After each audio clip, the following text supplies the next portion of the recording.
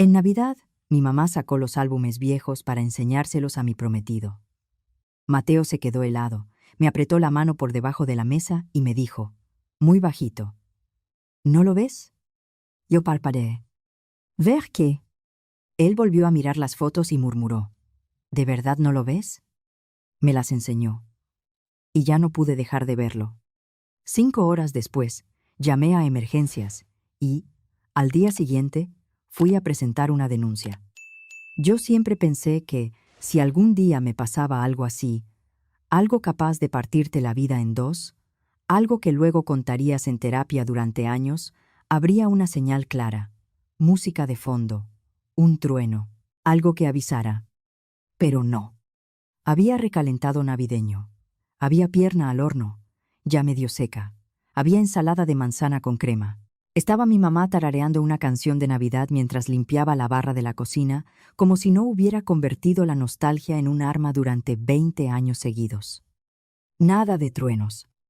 Solo ese olor raro que siempre tenía la casa en diciembre, limpiador de limón y algo apenas quemado. Yo no esperaba nada. Ese fue el problema. Llegué como siempre llegaba. Sonreí como siempre sonreía.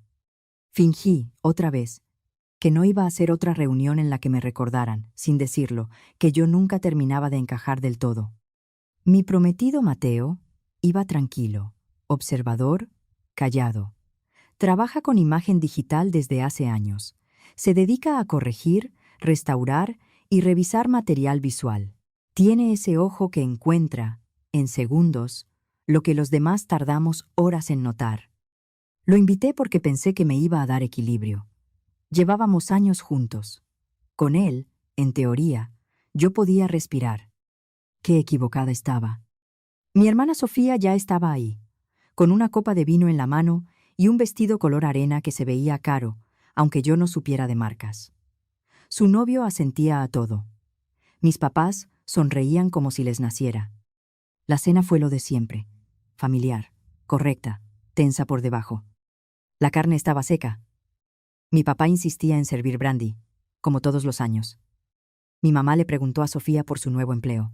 Mi papá le preguntó a Mateo por computadoras, como si nunca hubiera conocido a alguien menor de 50 años. A mí no me preguntaron nada, pero eso ya era costumbre. Antes me dolía.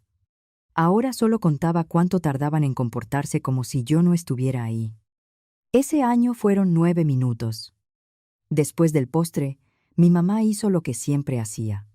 Juntó las manos y dijo, «Miren lo que saqué», como si fuera una sorpresa y no algo planeado desde la mañana. Siempre sacaba los álbumes, siempre actuaba como si se los hubiera encontrado por casualidad en el closet del pasillo, debajo de unas toallas. Y todos sonreíamos, como si no hubiéramos visto esas mismas páginas manchadas 100 veces. Sofía se acercó con cara de interés. Su novio puso su mejor expresión de «qué bonito». Mateo se sentó junto a mí, en silencio. Yo casi no vi las fotos. Lo vi a él. Primer álbum, cumpleaños, salidas, fotos escolares incómodas. Segundo álbum, Sofía de bebé, mi mamá radiante, mi papá orgulloso. Tercer álbum, yo. Ahí cambió todo. No dijo nada al principio, pero lo noté. La tensión en los hombros, los ojos entrecerrados, la forma en que inclinó la cabeza, igual que cuando revisa una imagen mal editada. No estaba mirando por mirar, estaba comparando, midiendo, encontrando patrones. Y, sin voltear a verme, me agarró la mano por debajo de la mesa. «¿No lo ves?», me susurró. «¿Ver qué? ¿Cómo que no lo ves?». Luego me soltó y siguió pasando páginas como si nada, sonriendo, asintiendo a los comentarios de mi mamá sobre la vez que, según ella, yo quise darle una piña de pino a un gato callejero. Yo me quedé rígida. Me zumbaban los oídos. Traté de seguir el ritmo, de mantener la sonrisa, pero sentía el cuerpo raro, ajeno. Cuando me acerqué y le pregunté otra vez, apenas movió la cabeza. «Luego te explico. Sígueles la corriente». Honestamente, esa frase resumía toda mi infancia. Nos fuimos 20 minutos después. Mateo inventó algo sobre una llamada temprano al día siguiente. Mi mamá hizo cara de molestia, disfrazada de preocupación. Mi papá ni se inmutó. Sofía no levantó los ojos del celular. Me despedí de todos con un beso, como si por dentro no me estuviera desmoronando. Ya en el coche, con las calles mucho más vacías por la hora y por la fecha, Mateo metió la mano al saco y sacó varias fotos sueltas. Debió tomarlas de la pila junto a los álbumes. Ni cuenta me di. Mira, me dio. Miré, pero a medias. La primera era una foto mía con un abrigo rosa frente a un muro de piedra. Ya la había visto antes. Vivía en mi memoria como vive una mancha en la pared. Te acostumbras, pero nunca deja de estar ahí. ¿Qué? Fíjate bien. Me pasó otras dos. La misma cara, dijo. El mismo ángulo. La misma sonrisa. Las mismas sombras. Acércate. Lo hice. Ixelon lo vi. Era yo. Exactamente la misma versión de mí, puesta en escenarios distintos. En una estaba frente a una reja. En otra, junto a unos columpios. En otra, cerca de una fuente. Pero mi expresión no cambiaba. Ni un músculo. Ni un gesto. Nada. Usaron mi cara, dije. Mi voz sonó rara, como si me saliera de muy lejos. Mateo asintió. Luego me dio otra foto. Un bebé, piel más clara, el cabello más claro, otra estructura en la cara. Esa no eres tú, dijo. Y no creo que tengan fotos reales tuyas de bebé. La última fue la peor. Yo, mi mamá y mi papá, frente a un edificio viejo. Mi contorno se veía borroso. Las sombras no coincidían. Parecía una imagen pegada encima, a toda prisa. La miré tanto tiempo que terminé soltando una risa seca. Entonces soy un recorte. ¡Qué bonito! Mateo no se rió. ¿Por qué harían esto?, pregunté. Él no respondió. Yo tampoco.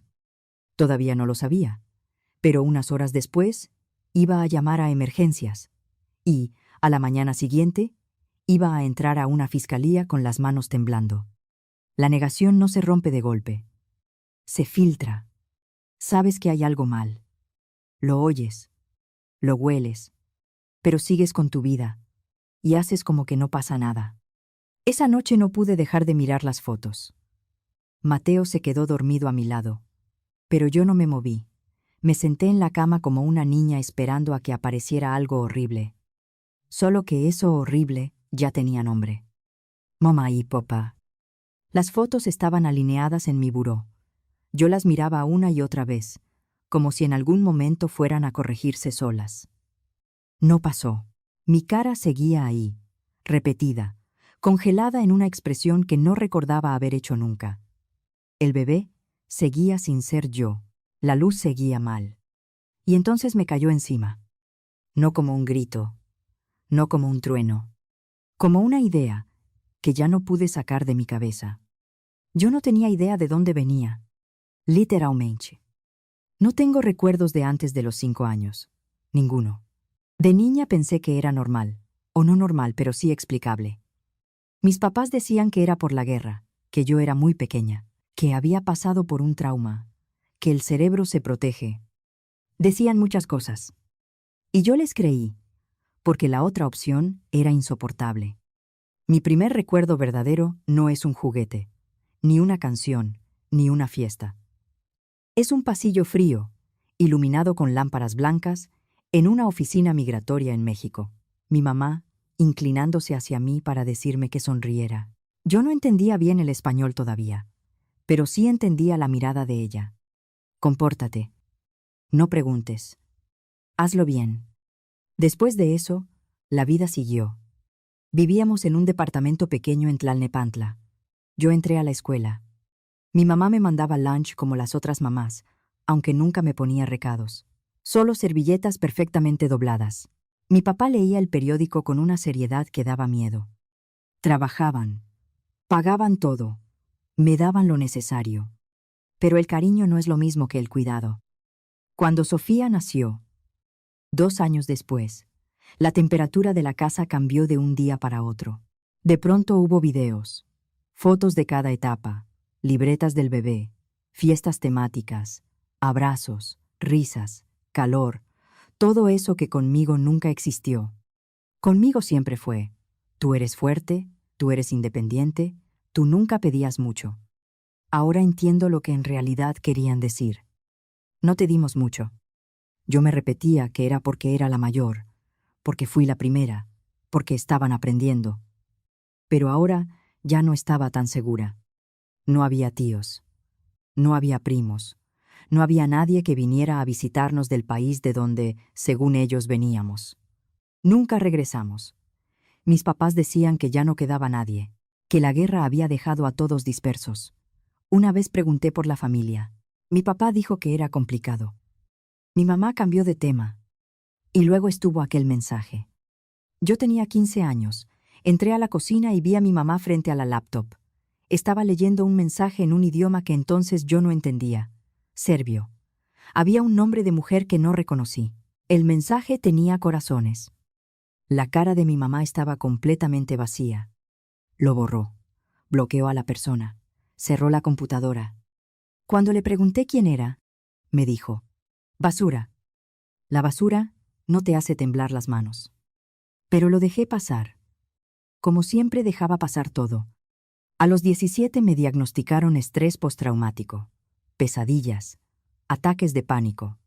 Ese miedo constante, como si algo horrible estuviera a punto de pasar todo el tiempo. Mi terapeuta me preguntó por la guerra.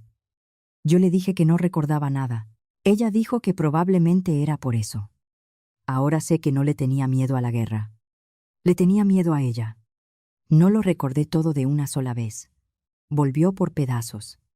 Esa noche, sentada en la cocina, mirando las fotos que Mateo había sacado, un recuerdo se encendió de pronto. Una mujer que no era mi mamá, no la que me crió, otra, rostro suave, ojos oscuros, olor a cítricos. Yo le agarraba la mano. Luego, otra imagen. La mujer a la que yo llamé mamá toda la vida entrando a un cuarto, más joven, sonriendo. La otra mujer se inclinaba hacia mí y decía, en serbio: ella te va a cuidar un rato. Fue así. Así la conocí. Luego, otro golpe de memoria. Yo poniéndome un abrigo, llorando, diciendo: quiero a mi mamá. Una mano apretándome el hombro. No vuelvas a decir eso. Si hablas de ella, desapareces. Yo no recordaba esas palabras, no hasta esa noche. Pero estaban ahí, enterradas debajo de años de sonrisas para la cámara. Luego, gritos. Una cama nueva, extraña. Mis piernas pateando, el pecho ardiendo. Yo llamándola a ella, a la mujer que olía a cítricos. Y otra voz, fría. Ya basta. No sé cuánto duró el ataque. Minutos, tal vez más. Mateo me encontró tirada en el piso de la cocina, jadeando, con las palmas pegadas al azulejo, como si me estuviera agarrando de algo. Intentó tocarme. Me hice hacia atrás. Entonces se sentó a mi lado sin decir nada. Y, en medio de todo eso, todavía en el suelo, con la respiración rota y la vista nublada, agarré el celular y marqué al 911. Me contestaron al tercer tono. Emergencias, ¿cuál es su situación? Tenía el pecho cerrado. Abrí la boca, pero al principio no salió nada. Mateo seguía junto a mí, con una mano en mi espalda, ayudándome a respirar. Al final, pude decirlo. Creo que me robaron cuando era niña. Hubo una pausa. Señora, ¿usted está a salvo en este momento? Creo que sí. Estoy en mi casa. ¿La persona que le hizo daño está ahí con usted? No. No fue ahorita. Fue hace mucho. Creo que apenas lo recordé. Otra pausa. Luego, la voz cambió un poco. Seguía firme, pero más suave. Respire despacio. Ahora mismo no está en peligro inmediato, ¿correcto? No, pero es real. Me acuerdo. Ellos no eran mis papás. Mateo tomó el teléfono. Soy su prometido. Está teniendo un ataque de pánico. Encontramos fotos de la infancia que parecen alteradas. No cuadran algunos antecedentes. Y acaba de recordar algo muy fuerte. Cree que la separaron de su madre cuando tenía unos 5 años. Pasó hace unos 25 años, fuera de México. Y luego la trajeron aquí. La operadora mantuvo la calma. Entiendo. Dígame su dirección. Mateo se la dio. Voy a dejar asentado el reporte y canalizarlo para seguimiento. Si en cualquier momento se sienten en riesgo, vuelvan a marcar. Colgó. Yo seguía temblando. Pero ya estaba dicho en voz alta. Ya existía fuera de mi cabeza. No dormí. Me bañé. Me cambié. Doblé ropa sin acordarme de haberla lavado. Creo que hasta acomodé trastes. Mateo rondaba cerca, me hacía té, me miraba como si yo fuera a romperme. Deberías descansar, me dijo. Yo asentí, pero no me moví. A la mañana siguiente, no me quedé esperando a que todo avanzara solo. Fui a presentar una denuncia y entregué copias de las fotos que Mateo había tomado. Me explicaron que iban a abrir una carpeta de investigación, revisar documentos y contactarme para ampliar mi declaración. Salí de ahí con las piernas flojas. Mateo leyó el acuse en el coche y lo sostuvo un segundo entre las manos. Ahora sí ya empezó, dijo, como si no hubiera empezado desde la noche anterior, cuando yo estaba hecha bola en el piso, tratando de recordar si alguna vez había tenido otra madre. Durante los 2 días siguientes me llamaron para confirmar datos y pedirme más información. Después buscaron a mis papás para tomarles declaración. 2 tardes más tarde, tocaron la puerta. 3 golpes tranquilos, medidos. Abrí y vi a mi mamá con una bolsa de papel en la mano, como si trajera pan. Mi papá estaba detrás, con las manos metidas en los bolsillos del abrigo. ¿Podemos pasar? Ya iba entrando cuando lo dijo. Mateo apareció a mi lado. Yo asentí. Los dejé pasar. Se sentaron en el sillón como si fueran visitas. Mi mamá puso la bolsa sobre la mesa de centro. Te traje sopa. La de zanahoria que te gusta. La misma que me hizo una vez que me enfermé a los 8 años. Y luego me dijo que dejara de llorar porque no me estaba muriendo. Gracias, dije. Mi mamá se acomodó el abrigo y miró alrededor del departamento, como si eso pudiera ayudarla a ordenar la escena. Mi papá se quedó de pie. Nos buscaron para preguntarnos cosas, dijo ella al fin. Nos dijeron que presentaste una denuncia. Sí. Puso cara de ofensa cansada. Debiste hablar primero con nosotros. ¿Me iban a decir la verdad? Se quedó callada. No queríamos lastimarte. Pero no sonó arrepentida. Sonó molesta. Como si yo hubiera roto una regla vieja de la familia. Como si el problema fuera que yo hubiera hablado, no lo que ellos hicieron. Mateo habló por primera vez. Entonces sí es cierto. Mi papá dio un paso al frente. Sí, dijo. No eres nuestra hija biológica. Yo solté el aire por la nariz. No fue alivio, fue confirmación. Mi mamá asintió. Tu mamá era muy joven. Muy joven. No podía hacerse cargo de ti. Nos pidió que te lleváramos. ¿Nos pidió? Quería que tuvieras una vida mejor. Nosotros veníamos a México y ella se iba a quedar allá. Era la guerra. ¿Y dónde está ahora? Mi mamá juntó las manos. No sabemos. ¿Nunca la buscaron? Era complicado. Mateo cruzó los brazos. ¿Y por eso falsificaron las fotos? Mi papá ni pestañeó. No queríamos que sintiera que no pertenecía. Entonces, le borraron la vida real y le inventaron otra, dijo Mateo. La voz de mi mamá se quebró, pero más de coraje que de dolor. Tenía 5 años. Llorabas por ella todas las noches. Fue horrible. Pero luego te adaptaste. Se te olvidó. Pensamos que era mejor así. Podrían habérmelo dicho. ¿Y decirte qué? Respondió ella de golpe. Que te sacamos de tu vida. Que había una historia que tú no recordabas, nos habrías odiado. ¿Tú crees que no? Se hizo un silencio espeso. Luego sacó una foto de la bolsa. Yo, de unos 6 años, agarrando la mano de mi papá. Esa sí es real, dijo, como si eso arreglara algo. Ni la toqué. Mi papá habló otra vez. No te robamos, te salvamos. No contesté.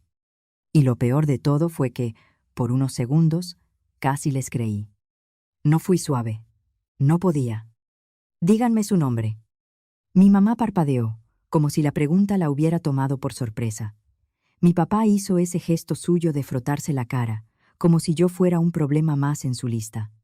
«Tenías 5 años», dijo ella. «Tus recuerdos no son confiables. Díganme su nombre». Se miraron entre ellos. Luego mi papá lo dijo. Como una confesión. Marina Petrovich. Eso fue todo. Ni dirección, ni teléfono, ni una pista, solo el nombre. Cuando pedí más, mi mamá dijo, perdimos el contacto. Era la guerra.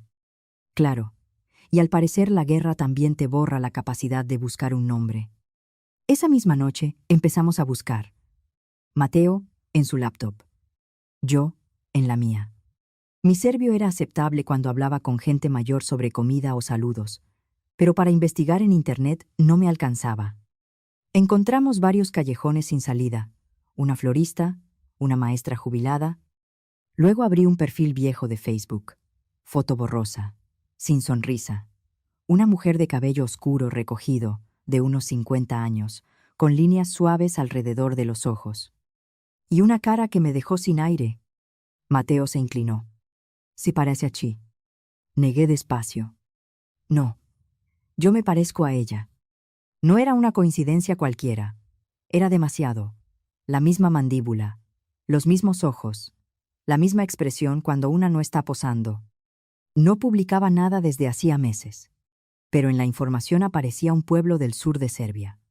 Ese nombre lo había escuchado una vez, años antes, cuando mi mamá cometió un descuido. Le mandamos un mensaje. Lo hicimos con ayuda del traductor, y Mateo lo revisó 3 veces para que no sonara frío ni torpe. Yo me quedé mirando la pantalla, como si me fuera a responder en ese instante. «Hola», me dieron su nombre. «Creo que podría ser su hija», contestó a la mañana siguiente. Una sola línea. «¿Podemos hablar?» Hicimos una videollamada. En realidad, Mateo hizo todo. Yo solo me senté en el sillón con una cobija encima, sintiendo que estaba a punto de ver a alguien que, de alguna manera, yo ya conocía. Y luego apareció su cara. Se veía más cansada que en la foto, más grande, más real. No habló enseguida, solo me miró. Se llevó la mano a la boca, como si necesitara detener algo. «No estaba segura», dijo por fin, «pero ahora que te veo». Yo quise decir algo, lo que fuera, no pude. «Te he buscado 25 años», dijo. Y entonces pronunció mi nombre. No el que yo había llevado toda la vida. Milena. Me quedé inmóvil. Milena. No me sonó conocido, pero se sintió correcto. Y, al mismo tiempo, extraño. Como algo que había sido mío y luego dejó de serlo. Traté de mantener la voz firme. «¿Usted me dejó?» Su expresión se quebró, pero no de forma exagerada. Fue algo más triste, más callado. «No. Dios mío. No». Volteó fuera de cámara un segundo. Volvió. «Tenía 5 años. Tuve que dejarte con alguien de confianza, una vecina, una amiga, mientras yo iba a la oficina municipal a terminar unos papeles. Cuando regresé, ya no estabas.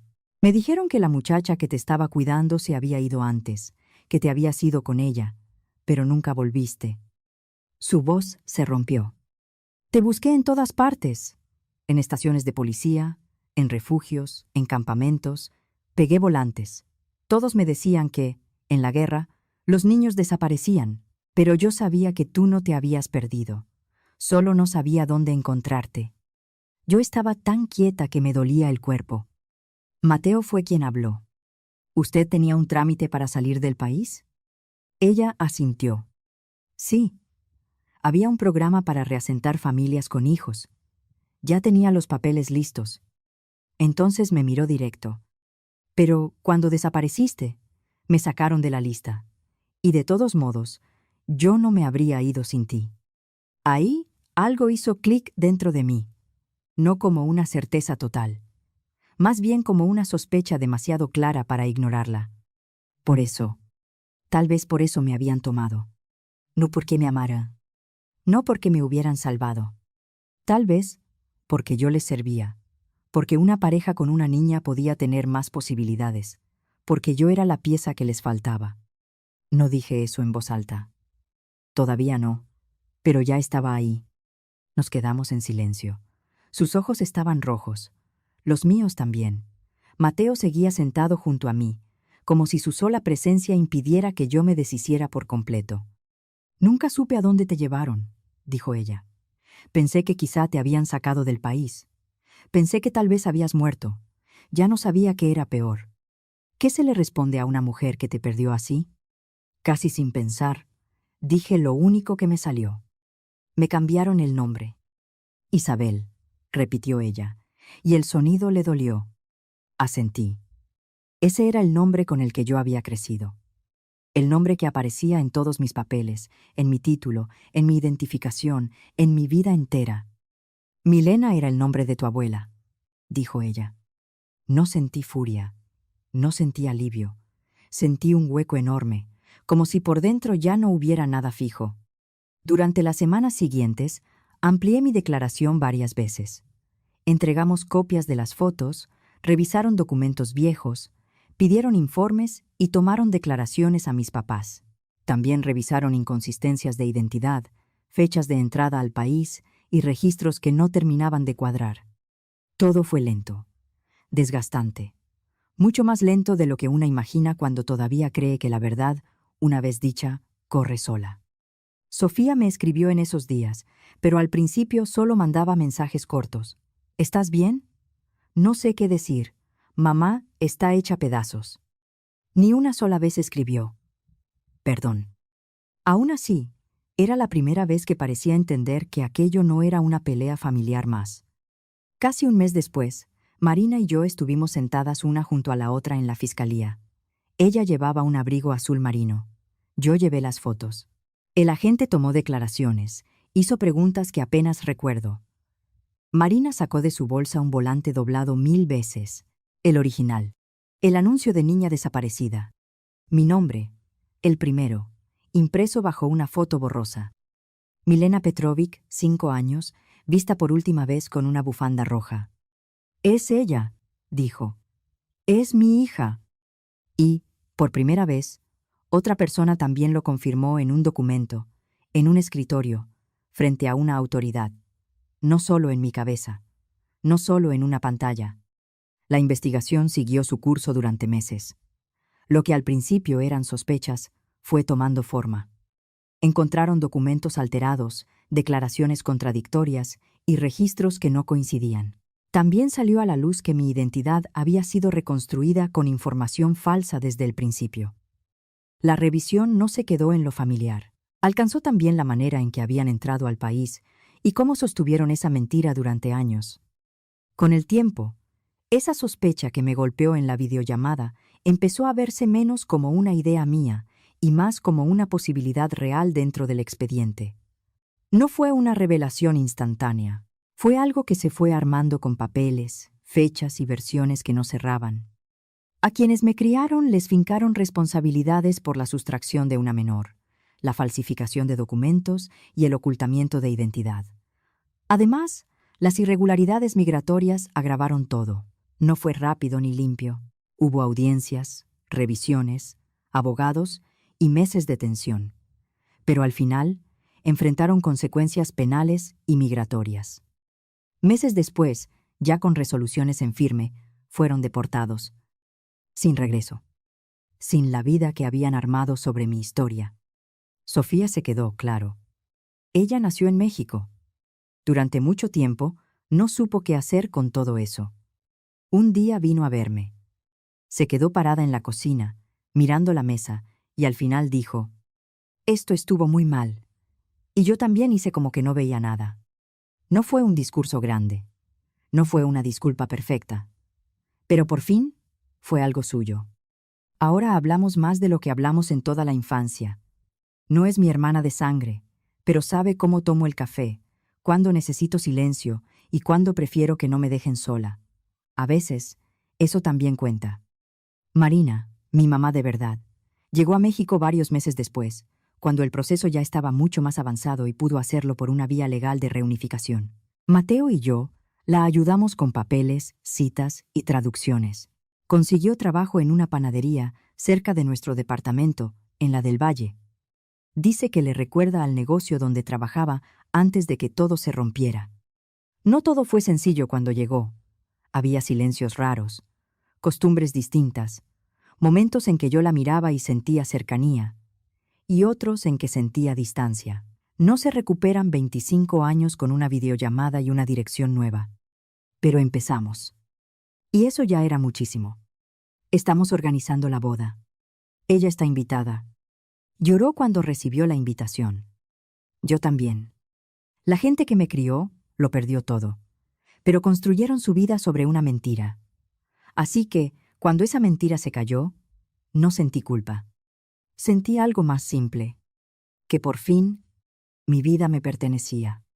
Si algo entendí después de todo, es que, en una familia, el amor no puede construirse sobre el silencio, el miedo, ni la mentira. Hay cosas que se hacen por cuidar, y hay cosas que se disfrazan de cuidado cuando, en realidad, lastiman.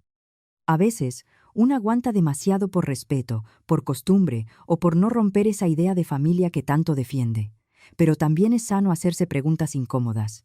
¿Esto me da paz o me apaga? ¿Me están cuidando o me están controlando? ¿Me piden amor o me exigen obediencia ciega?